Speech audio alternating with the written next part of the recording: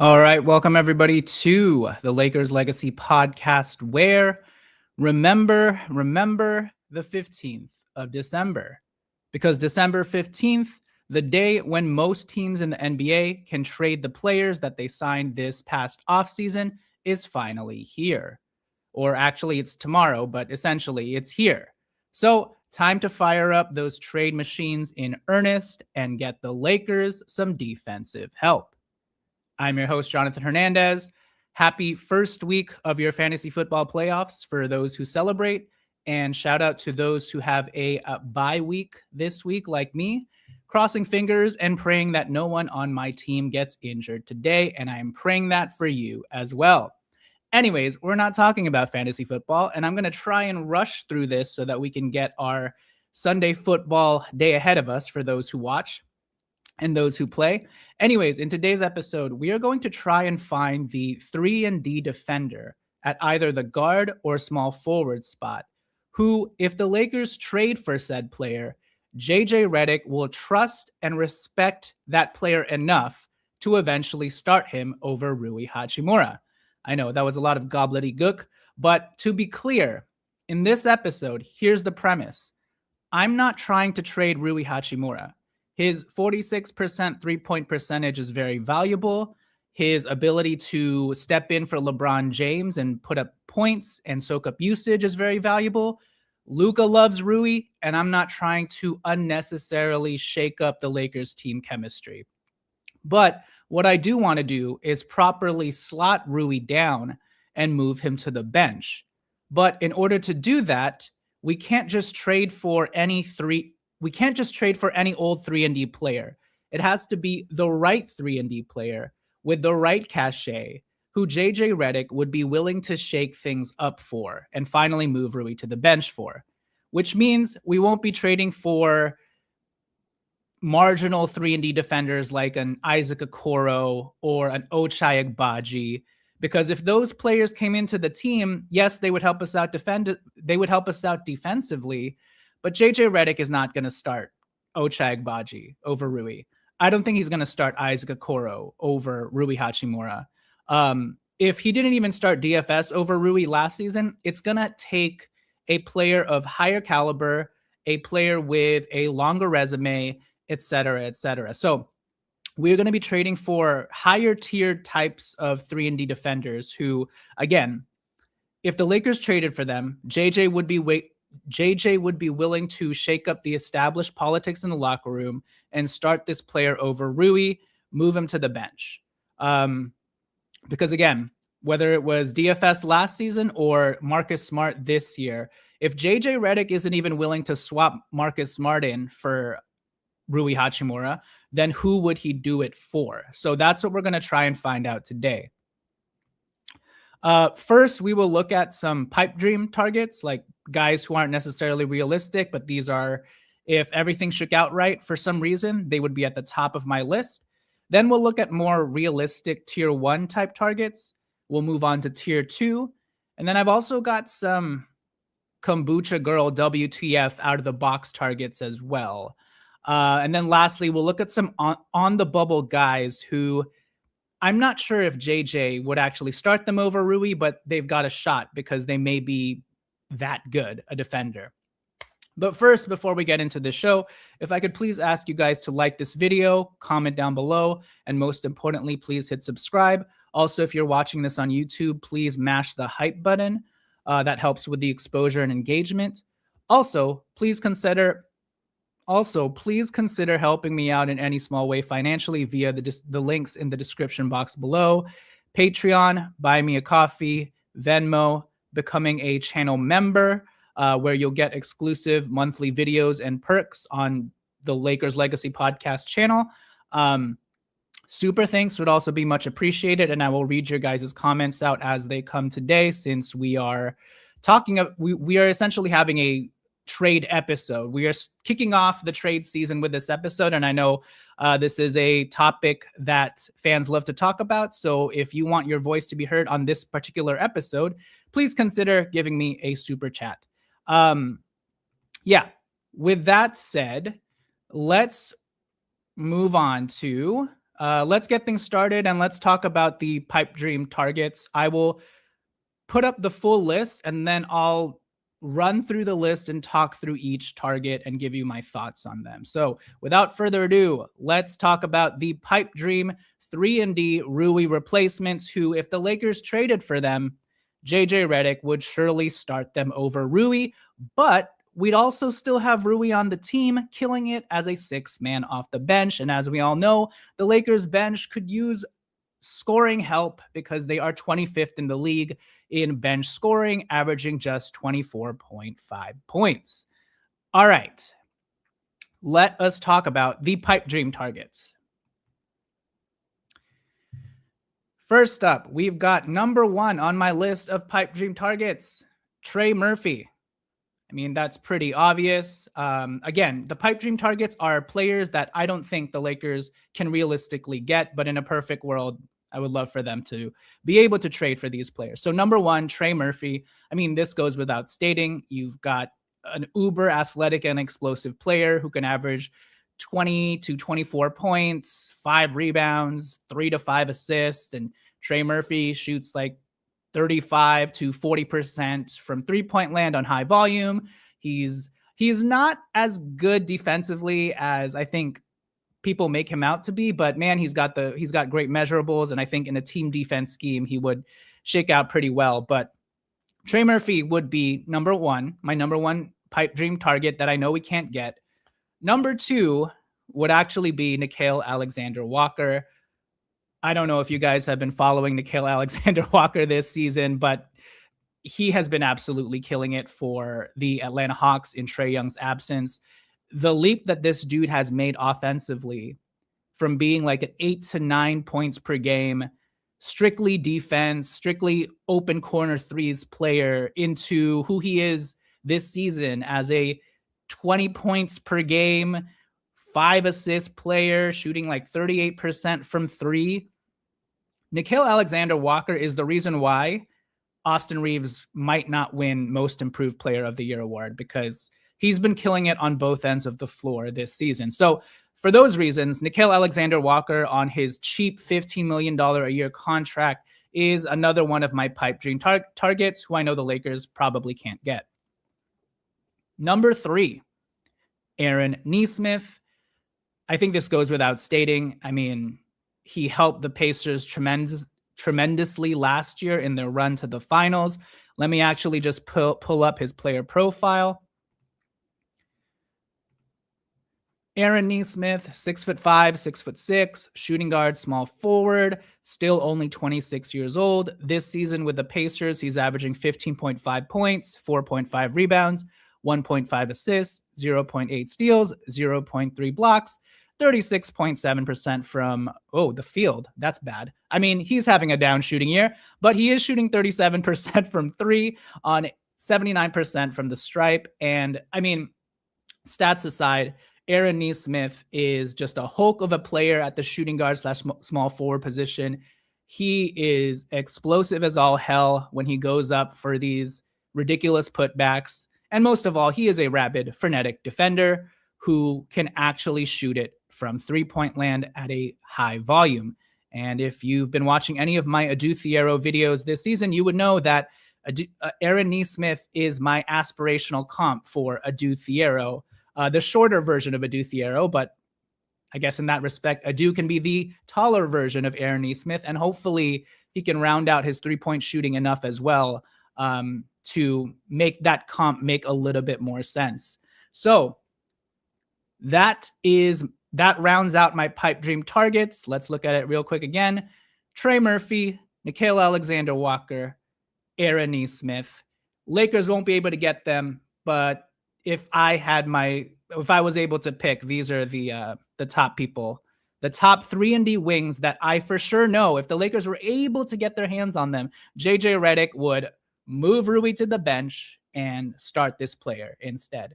And actually, because this is so unrealistic, if we were able to get any of these players, Rui Hachimura would probably have to be the player going out for said player, which is why these are pipe dream targets. Anyways, let's now move on to, and let me just get my stuff in order here. All right, with the pipe dream targets out of the way, let's now move on to my tier 1 targets. And sorry, guys, I just got to get some stuff in order first. 1 second, everybody. Okay. All right, let's move on to my tier 1 targets. And let's talk about. All right, here are my tier 1 targets. Number 1, Herb Jones. I don't think I need to expound on this very much further. The reason why Herb Jones isn't in my pipe dream targets, even with the most recent reports by Dan Weike that the Pelicans aren't interested in trading Herb Jones, is the fact that I think Herb Jones can be gettable for the right price. I mean, he is an injury. He has been becoming more and more an injury-prone player the last 1.5 years. I think that is posturing on the Pelicans end. I think if they can get a first-round pick for this guy and a young prospect, like the 2031 first-round pick from the Lakers and Dalton Connect, I think they would trade Herb Jones. You know, I think that's just posturing. The main 2 players that I think the Pelicans are holding on to are Derek Queen and Trey Murphy. So this is why Herb Jones is on my tier 1 list. I think he's gettable for the right price. Will the Lakers be able to meet that price if the Pelicans open the Herb Jones market up to the rest of the league? I'm not sure. But again, as I've said before, if the Lakers were willing to give up Adu Thiero in any Herb Jones package, I think they'd be able to get Herb Jones. But maybe I think too highly of Adu Thiero. And honestly, at this point, I would do everything in my power to keep Adu Thiero. But that's kind of besides the point. Herb Jones, number 1 on my tier 1 3&D wing list of starters to trade for who would replace Rui Hachimura and move him to the bench. Number 2, an even more gettable target. Now, he doesn't necessarily play the small forward position, but he can play that position. Quentin Grimes. Expiring contract. His relationship with the Sixers was pretty tumultuous as they were trying to figure out a new contract for him. He ended up accepting the qualifying offer of about $7 to $8 million. He's going to be an unrestricted free agent next season. The problem with Quentin Grimes is any team that trades for him will not get his full bird rights. And so if they want to re-sign him, they will have to use cap space to do so. Now, the Lakers could be one of those cap space teams if LeBron James walks or, you know, they don't retain Rui Hachimura, et cetera, next summer. But for this season, Quentin Grimes is such an obvious trade target because the Sixers, his future with the Sixers is pretty murky. And the Sixers actually have players in Quentin Grimes' archetype, younger players like Jared McCain, who need the reps over him anyways. So this is why Quentin Grimes is in my opinion, a very realistic target for the Lakers to go out and get. And yeah, let me quickly show you guys what Quentin Grimes is doing. I have his player profile. So this is what Quentin Grimes is doing this season. Quentin Grimes, shooting guard, small forward, 6'4", 6'5" in height, 210 pounds, just 25 years old still, which is great. Coming off the bench, he's averaging 16.5 points per game, 4 rebounds, 4.4 assists, which is what I really like. He can handle the ball in a pinch and create for you. Nearly a steal a game, 0.4 blocks per game in 32.9 minutes per game, 45% from the field, a really nice 37% from 3, 85.7% from the stripe. Quentin Grimes is your prototypical 3&D player who can actually shoot it very efficiently on high volume from the outside. He has played with Luka Doncic before. That is why the Dallas Mavericks traded for him, because they thought he could be the perfect complementary guard next to Luka Doncic, flanking him in the starting lineup. And for all those reasons, I think he would be exactly that for the Lakers as well, in a purple and gold jersey. And so, yeah, I would love Quentin Grimes. And I jostle back and forth whether or not I actually prefer Quentin Grimes over Herb Jones. I think because of Herb Jones' locked in contract at $20 to $22 million, that's why Herb Jones is number one still. But Quentin Grimes is a close second, regardless of his expiring contract and the fact that the Lakers will have to pay him around $22 million on his next contract. I think Quentin Grimes in his prime is worth it because he is not only a 3&D player, he is a player who, if Austin Reeves goes down, if Luka Doncic goes down, he can step up in their place, soak up usage, and be the Lakers' stopgap primary creator. We're talking about a guy who last season for the Sixers in 28 games averaged, I think he averaged like 28 points, like 5 rebounds, 5 assists, and really proved himself to be a player that has a much higher upside than just being a tertiary 3&D player. So, which is why Quentin Grimes is one of my top targets. Like, we know he can play the complementary 3&D role, like the Max Christie-ish role, but we also know if one of our star players goes down, he can actually fill in pretty adequately well for that player and average 20 points for us while still playmaking and doing all the ancillary things as well. And he's just a really sturdy defender. I got into it on X with Lakers fans who think that Quentin Grimes is just a scorer, but if you've watched Quentin Grimes at all throughout his history, this dude has been more of a complementary 3&D player. It was only when he got traded to the Sixers that he was able to showcase his scoring abilities. And if you watch the game against the Sixers, the Lakers game against the Sixers, you would know how sturdy and solid he is on the defensive end. And he's really physical. He's in the right positions. He's got good length. He's pretty athletic. So yeah, Quentin Grimes, to me, a great tier 1 target. All right, so we've got Herb Jones, Quentin Grimes in tier 1. And then lastly, we've got the obvious Andrew Wiggins. I mean, 6'8", 7'1" wingspan, still can create shots for himself. We all know the Andrew Wiggins profile. The only problem with Andrew Wiggins is, like, he is 31 years old already. He is on for $31 million. He has a $31 million player option next season. So that is another hurdle. Like, I guess if we want to remove ourselves from any cap space plans or free agency next season and we're willing to ride with Andrew Wiggins, that would be fine because he'd be expiring next season. But yeah, those are the main problems with Andrew Wiggins. He's older. He's on a much bigger contract, and we would have to stick with him for next season. So yeah, I mean, I don't think I'm going to expound too much further on Andrew Wiggins because, I mean, you guys know we've been talking about Andrew Wiggins since July. He would be an obvious target. I just put him below Quentin Grimes and Herb Jones because he's older, and I'm not sure, as opposed to these other players like Herb and Quentin Grimes, we can actually factor in those Herb and Quentin Grimes into our future plans because they're younger. Andrew Wiggins, it would be more of like a rental sort of deal. It's like this year and next year, and then we'll figure out who to replace Andrew Wiggins after that. And I would rather bring in our young 3&D starter of the future. So that does it for my tier 1 Rui replacements who would send Rui to the bench. Herb Jones, Quentin Grimes, Andrew Wiggins. Let me know if you agree with me. Is there anyone out of this list that if we traded for them, JJ Redick would be like, you know what, Herb Jones, come off the bench? I think if there was anyone out of this list who JJ Redick would like have come off the bench, it might be Quentin Grimes since he's currently coming off the bench for the Sixers.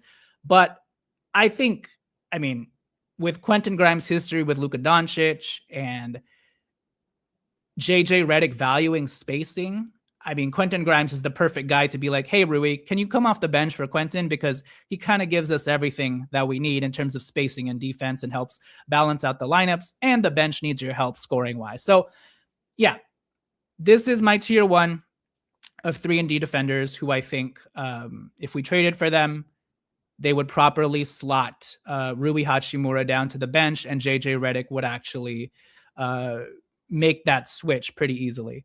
All right, let's move on to my tier 2 names.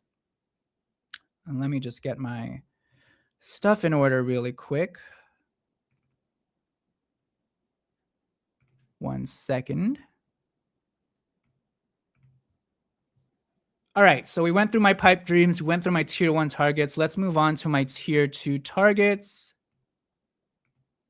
And here they are. All right, let's run this down really quickly. So here are my tier 2 targets. Number 1 would be Derek Jones Jr. Number 2 would be Kelly Oubre. Number 3 would be Gary Trent Jr. Number 4 would be KCP. Now, obviously, these...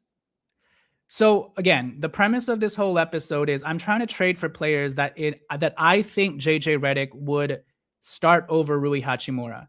As we go down the rung of these tiers, it gets a little bit more shaky whether or not JJ Redick would actually make that shakeup, but I still think these players fall in that category because of their skill set. So Derek Jones Jr. is currently dealing with a knee injury, but I believe he should be reevaluated soon and should be coming back soon.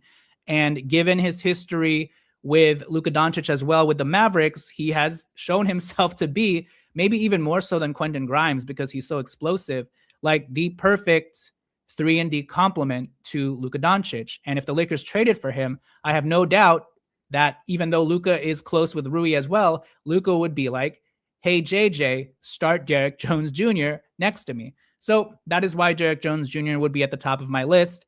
And I forgot to mention that in this episode, we're talking less about like how realistic this is, because I know the Clippers and the Lakers don't like to trade with each other, except for when the Lakers decide to give the Clippers their franchise center of the future. But anyways, we're talking less about like realistic logistics of trades and more about, let's just talk about the caliber of player that we would need to trade for, who JJ Redick would willingly move Rui to the bench for. Okay, so let me just get that out of the way.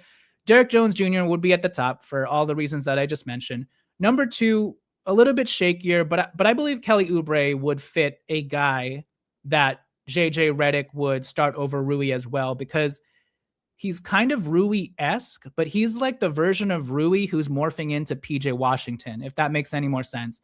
He's the much wingier version of Rui because he can actually rebound the ball very well. He's a scrapper and a hustler. I think he's more functionally athletic and explosive than Rui, even though he's older now.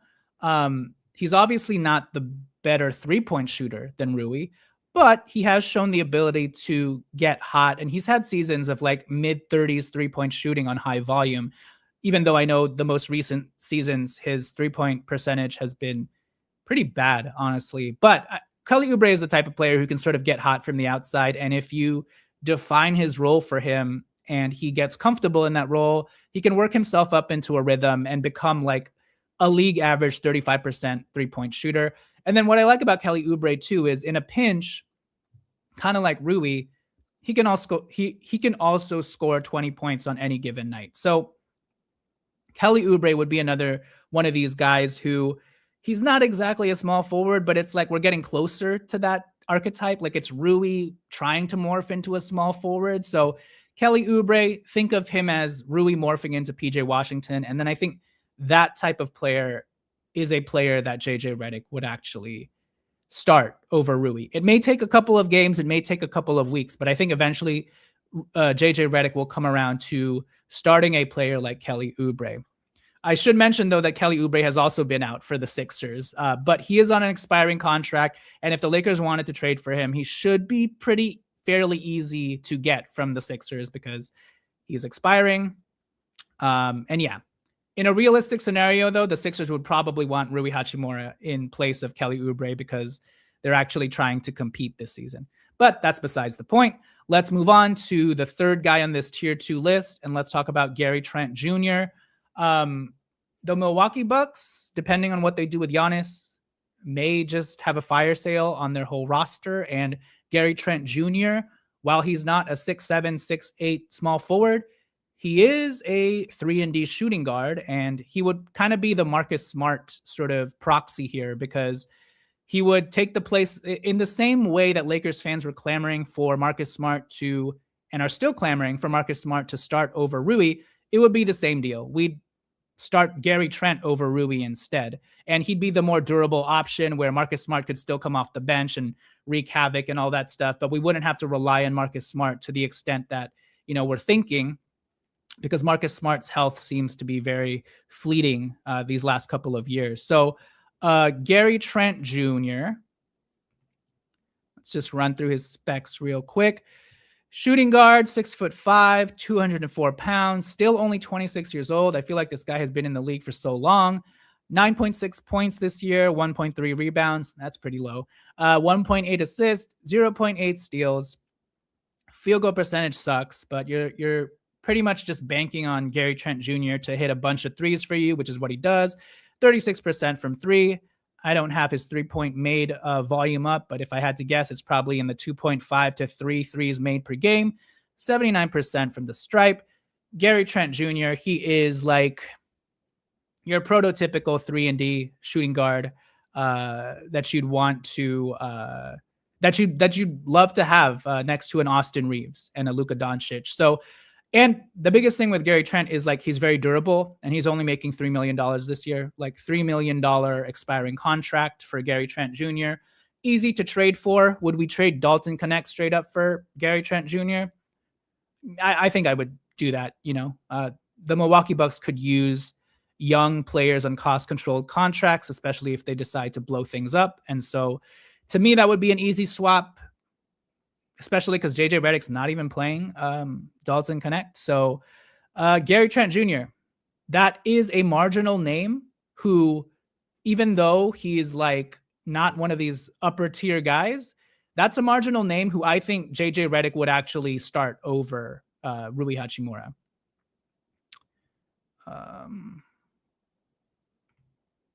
Okay, so yeah. Tier 2 consists of Derrick Jones Jr., Kelly Oubre, Gary Trent Jr., and then the last name on this list is our former fellow and pal KCP, for obvious reasons. KCP is currently playing with the Memphis Grizzlies, and they might be soon blowing it up as well because they keep getting injured. Zach Edey went down with a stress reaction, won't be reevaluated till 4 weeks. And so they have no use for KCP. They have a lot of players in his archetype sort of waiting in the wings there. They've still got Vince Williams Jr. If it were up to me, I would try to trade for Vince Williams Jr. But again, the premise of this entire episode is trading for guys that JJ Redick would actually start over Rui Hachimura. And KCP is a guy that he would definitely start over Rui Hachimura because of his resume. This is a guy that JJ Redick would instantly trust. He's like the veteran version of Gary Trent Jr. The problem with KCP is that he's older, and he's on for one more year after this one, I believe, at $22 million. And I'm not sure if I want to give up cap space for Kentavious Caldwell-Pope next year. And let me just double check this. Sorry, I don't have this pulled up, guys. What is KCP's contract? I think he's on for one more year. Hold, please. Yeah, KCP has a player option next season for $21 million. So this is why he's last on this list for me, even though he is a veteran and he is a player that, JJ Redick would trust and start over Rui Hachimura. So to recap, the guys on my tier 2 list: Derrick Jones Jr., Kelly Oubre, Gary Trent Jr., KCP. Let me know if any of these guys Let me know if you think any of these guys would still have a hard time supplanting Rui if we traded for them. Because again, for people just tuning in this episode, the premise is we're not trading Rui. We're just bumping him down to the bench. But in order to do that, we need to make sure that we trade for a high caliber enough wing, 3&D wing or guard with enough cachet to be able to do that. So that's the premise of this episode. Just reiterating it for people one more time. We are now on to Okay, what are we moving on to? Okay, we've got two categories left. We've got Kombucha Girl trade targets, which are like, I don't know about this, but maybe you could convince me. And then a number fifth option that I don't have on the show agenda here would be On the Bubble guys, who I'm actually not sure if JJ Redick would start them off the bat, but maybe over time he'd eventually come around to doing that. So those are the two categories we have left. But before we get to that, I first want to talk to you guys about today's sponsor. And let's talk about Underdog Fantasy. Because fast breaks, buzzer beaters, and block parties are back, and Underdog is the best place to get in on all the action. Playing on Underdog is easy. Just pick whether your favorite players will go higher or lower on stats like points, rebounds, steals, and more. Get your picks right, and you could win up to 5,000 times your cash. This week on Underdog, I'm looking at the Knicks versus Spurs IST championship game tomorrow, and I would look at Stephon Castle higher than 15.5 points and Josh Hart higher than 1.5 threes. Castle has been killing it since his return. Lakers fans would know this after what he did to us on Wednesday, and so I think he'll run amok on the Knicks. And then Josh Hart is due for a good three-point shooting game. He didn't hit a single three in his last game versus the Magic yesterday, so I think he'll make up for it in a big way tomorrow because Hart has actually been hitting a lot of threes in other games. So yeah, Stephon Castle higher than 15.5 points, Josh Hart higher than 1.5 threes. Those would be my two plays for tomorrow on Underdog. So what are you waiting for? Get those plays in while you can before the IST resumes on Monday. Download the app today and use promo code LEGACY to score $75 in bonus entries when you play your first $5. That's promo code LEGACY. Underdog, make picks, win money. Must be 18 plus, 19 plus in Alabama and Nebraska, 19 plus in Colorado for some games, 21 plus in Arizona, Massachusetts, and Virginia, and present in a state where Underdog Fantasy operates. Terms apply. See assets.underdogfantasy.com/web/play and get terms _DFS_.html for details. Offer not valid in Maryland, Michigan, New Jersey, New York, Ohio, and Pennsylvania. Concerned with your play? Call 1-800-GAMBLER or visit www.ncpgambling.org. In New York, call the 24/7 Hope line at 1-8778-HOPE-NY or text HOPE-NY 467-369. All right, let's pitch to a couple more sponsors, and when we return, let's talk about Kombucha Girl trade targets and some on the bubble guys who I'm not sure JJ Redick would start, but maybe, just maybe, because they're so good. So let's take it to break, and I'll catch you guys after the turn.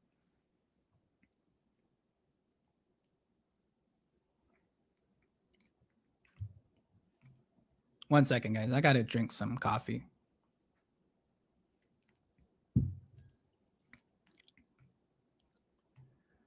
Okay. All right, so we are back. Let's move on to my Kombucha Girl 3&D wing/guard replacement, Rui replacement targets. And it's called Kombucha Girl for a reason. If you know the Kombucha Girl meme, it's the girl who drinks kombucha and her face starts to warp and she's like, ugh, this is gross. And then she thinks about it for a second. She's like, actually, maybe it's not actually, it's gross. Maybe not. You guys understand. That's the Kombucha Girl meme target. And it's essentially saying, this is probably the best of all evils kind of target. Like you're not gonna love it, but you may come around to it. So that's what I mean by Kombucha Girl trade targets.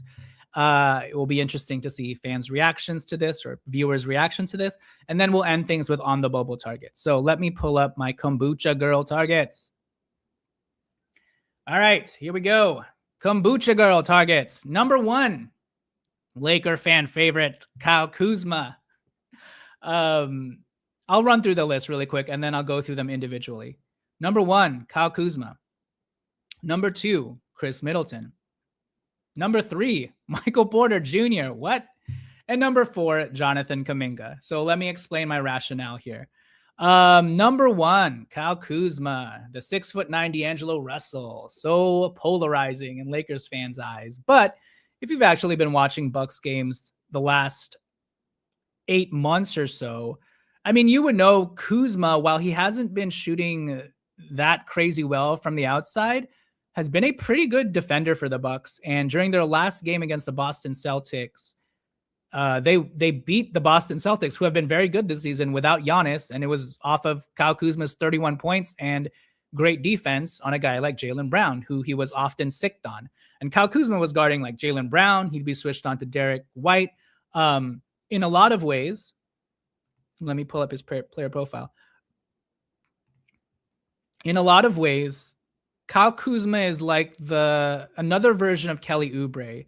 He's still a power forward. His most natural position is still power forward. So you will still run into the same sort of problems as Rui Hachimura. And this graphic at the top is incorrect. Anyways, Kyle Kuzma, 6'9". He is like 30 years old now. Somehow, I don't know how he became 30 years old. But this season, Kyle Kuzma is averaging 13.5 points, 4.5 rebounds, 2 assists, 0.8 steals, 0.5 blocks, coming off the bench in just 26 minutes, 51% from the field, 34% from three, 73% from the stripe. But the reason why I would lobby for Kyle Kuzma, and the reason why I think JJ Redick would actually start Kyle Kuzma over someone like Rui is, one, because of his history with LeBron. Two, he's proven it that he can actually be a contributing player on a championship team. He has grown since his 2019-2020 championship run with the Lakers and become a much better defender. And if we're comparing lateral mobility and defensive IQ, Kyle Kuzma is miles ahead of Rui Hachimura. And again, you're swapping shooting for defense here, but I think that's okay. And Kyle Kuzma, as we know, I mean, can get hot from three. He's kind of like the 6'9" version of Marcus Smart. Like, he's never going to shoot 42%, 46% from three because he likes to take some pretty bad off the dribble pull-up threes, but he has shown the ability to hit his corner threes as well. And once you get him into a rhythm, he can knock threes down in bunches. And so for those reasons, I think JJ Redick would actually start Kyle Kuzma over Rui Hachimura. And I would love to have both players. You know, this, in my scenario, we're keeping Rui and we still have Kyle Kuzma. We get more length. And I just like Kyle Kuzma's lateral mobility. And he has been playing that tertiary, like, wing defender role, even though it's been more in the, like, you don't want Kyle Kuzma guarding point guards these days. It's more, you want him guarding other teams' wings and power forwards, but he can do that to a much better extent than Rui Hachimura. And if you're asking Kyle Kuzma to chase around between Rui Hachimura and Kyle Kuzma, who are you asking to chase Paul George around screens or chase Brandon Ingram around off screens? Kyle Kuzma does a much better job of making himself skinnier and staying attached to his guy than Rui Hachimura does. So that would be why I, would vie for Kyle Kuzma. And again, we're talking about kombucha girl targets, right? These aren't targets that you would like be frothing over. So there's number one, Kyle Kuzma. Number two, Chris Middleton. Chris Middleton is the ultimate kombucha girl because he's old as hell, and kind of like Marcus Smart before him, you're not sure whether he'll hold up. But Chris Middleton, I put him on this list because he has the pedigree. And if the Lakers traded for him, I think JJ Redick would highly consider starting him over Rui. Chris Middleton, 6'7", really good size, 222 pounds, 13th year in the NBA. He's 34 years old now. This season with the Wizards, he's averaging 10 points, 4 rebounds, 3.5 assists, 0.7 steals, 0.4 blocks in 25 minutes per game, 49% from the field, 35% from three. Chris Middleton, the problem with Chris Middleton is he's old and he doesn't play in back-to-backs, and he's making like $30 million.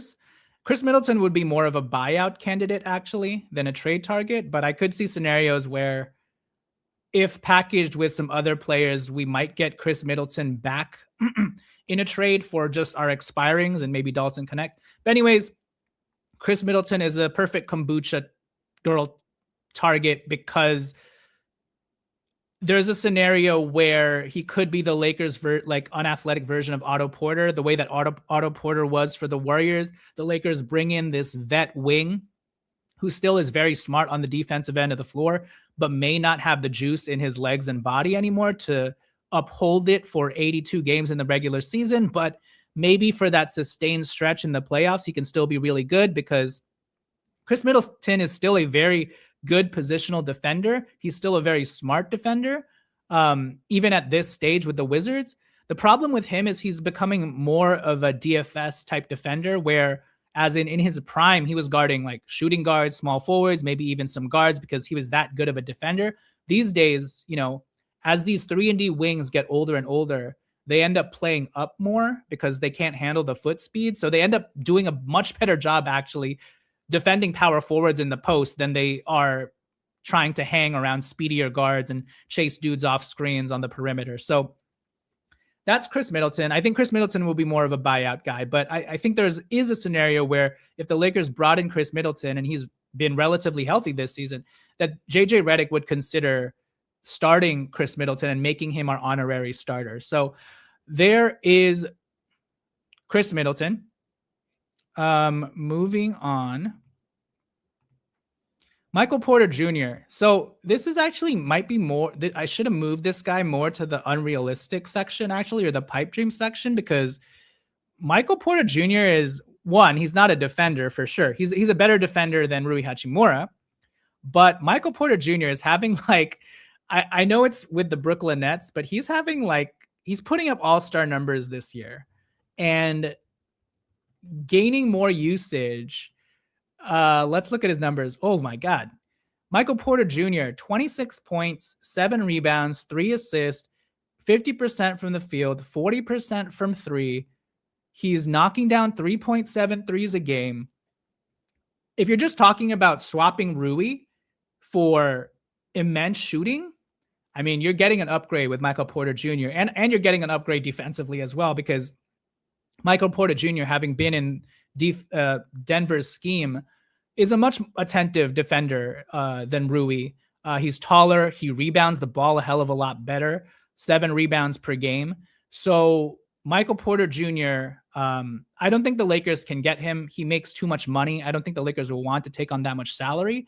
But I don't know. If there was a way to get Michael Porter Jr. and keep Rui Hachimura, I don't know if we want 2 of those space heads because, again, we're not really improving our defense that much. But again, this is why it's Kombucha girl argument, right? So Michael Porter Jr. is 3rd on the Kombucha girl list because he's just having an outstanding season with the Brooklyn Nets and shooting ridiculous percentages. You can only imagine what he would do with Luka Doncic, Austin Reeves, and LeBron James. So Michael Porter Jr., Kombucha girl list. Number 4, Jonathan Kuminga. He's athletic. He's explosive.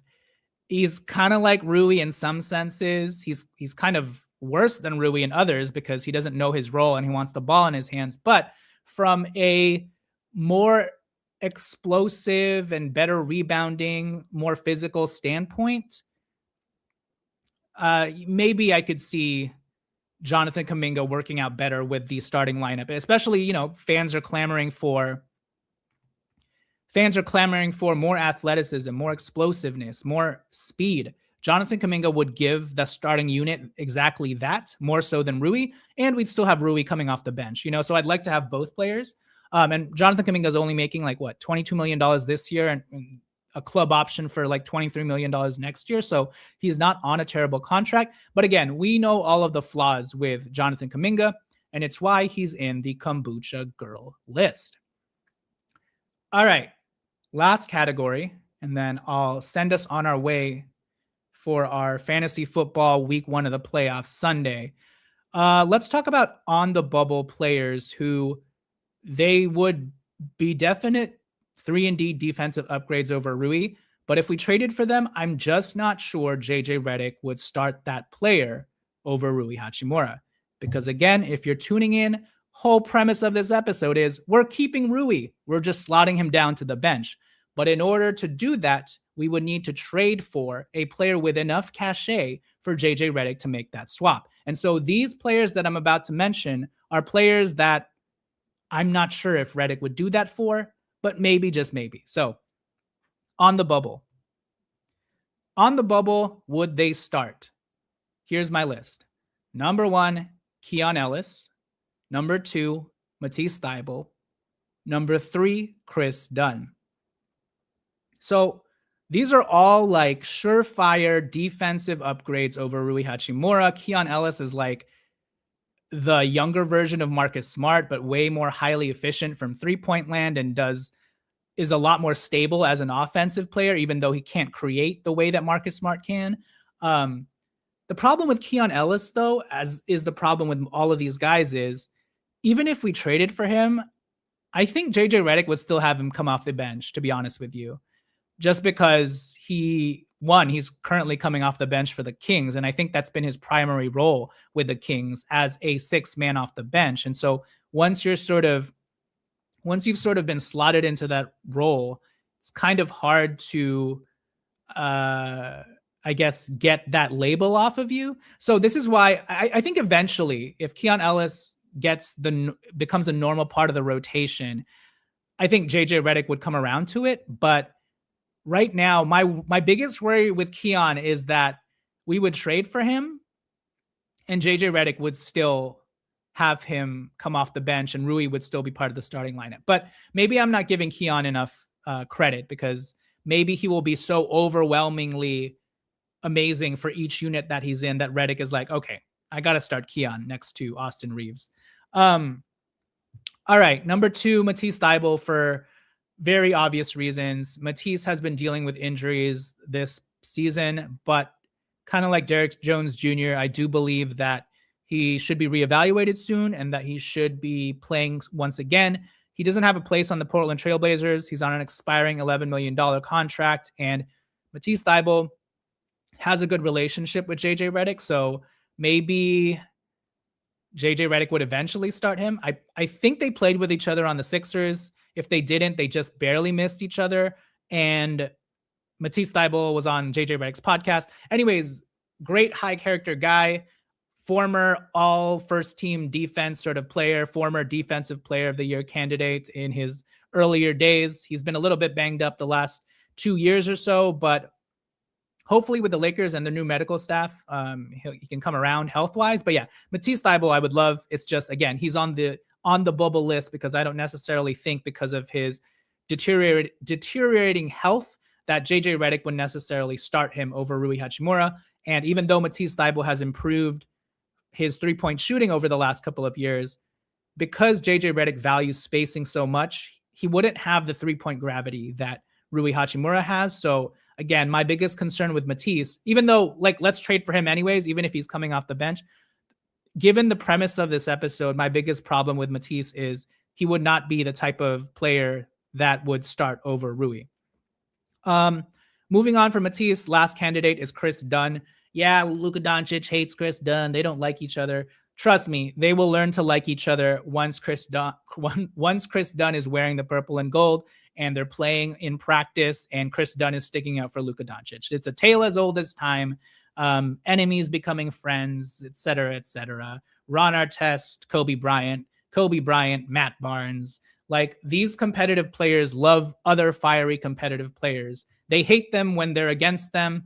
You can even put Dylan Brooks into this category. So yeah, Chris Dunn, a player that I've wanted the Lakers to try and acquire for so long. They could have gotten him when he was, wasting away in Utah. They could have gotten him for like a veteran minimum, but the Lakers just don't have that Moneyball aspect to them at this point.